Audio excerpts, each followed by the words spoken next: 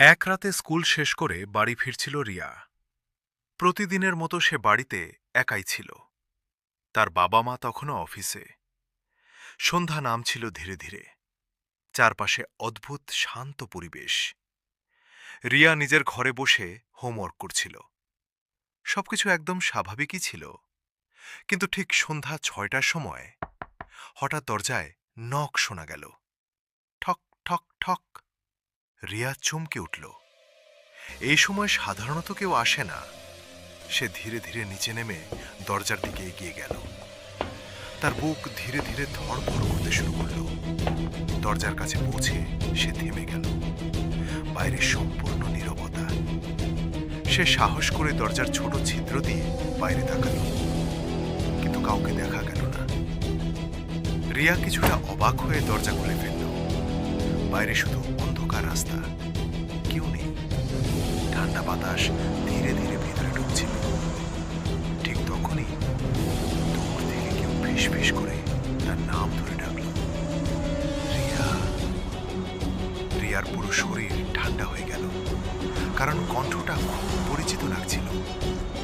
আবার সেই কণ্ঠ শোনা গেল, রিয়া, দরজা খোল। এবার রিয়া বুঝতে পারল এটা তার মায়ের কণ্ঠস্বর। কিন্তু সেটা অসম্ভব, কারণ তার মা তখন অফিসে। রিয়া ভয়ে পিছিয়ে যেতে লাগল। হঠাৎ রাস্তার অন্ধকার থেকে একটা অবয়ব পেরিয়ে এলো। দেখতে ঠিক তার মায়ের মতো, কিন্তু কিছু একটা অস্বাভাবিক ছিল। তার হাঁটার ভঙ্গি স্বাভাবিক না। মাথাটা অদ্ভুতভাবে কাত হয়েছিল, আর তার হাসিটা একদম মানুষের মতো লাগছিল না। মহিলাটা ধীরে ধীরে দরজার দিকে এগিয়ে আসছিল। তারপর আবার বলল, রিয়া, আমি এসেছি, দরজা খোল। রিয়ার হাত পা কাঁপতে শুরু করল। সে তাড়াতাড়ি দরজা বন্ধ করে তালা লাগিয়ে দিল। তারপর দৌড়ে উপরে নিজের ঘরে চলে গেল। তার নিঃশ্বাস দ্রুত হয়ে যাচ্ছিল। ঠিক তখনই তার ফোন বেজে উঠল। স্ক্রিনে লেখা, মা কলিং। রিয়ার বুক কেঁপে উঠল। কাপা হাতে সে ফোন রিসিভ করল। ওপাশ থেকে তার মা বলল, মা, আমি এখনো অফিসে আছি, তোমার কিছু লাগবে? রিয়ার মুখ ফ্যাকাশে হয়ে গেল, কারণ কয়েক সেকেন্ড আগেই সে তার মায়ের কণ্ঠ দরজার বাইরে শুনেছে।